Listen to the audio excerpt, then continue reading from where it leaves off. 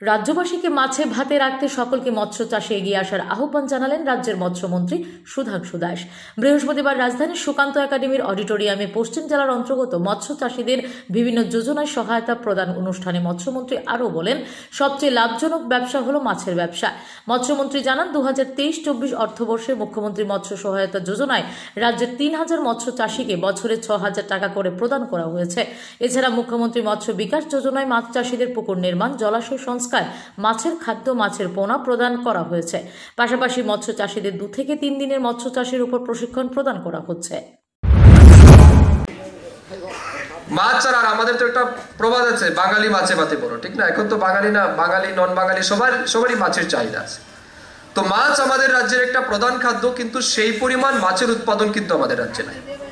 এবং আমরা দেখেছি আমাদের রাজ্যে প্রতি বছর যে পরিমাণের মাছের প্রয়োজন রয়েছে, এই মুহূর্তে যেটা আমরা দেখছি হিসাব আমাদের ফিশারি ডিপার্টমেন্টের তথ্য অনুযায়ী, সেটা হচ্ছে প্রায় 1,17,000 মেট্রিক টন মাছের চাহিদা আমাদের রাজ্যে রয়েছে। কত 1,17,000 মেট্রিক টন মাছের চাহিদা আমাদের রাজ্যে রয়েছে। এই 1,17,000 মেট্রিক টন মাছ যেটা আমাদের দরকার, তার মধ্যে থেকে গত 2 বছর আগে ছিল 82,000 মেট্রিক টনের উৎপাদন। গত এই কয়েকদিন যাবত আমাদের কাছে যেটা তথ্য এসেছে সেই অনুযায়ী 85,000 মেট্রিক টন মাছের উৎপাদন আমাদের রাজ্যে হচ্ছে।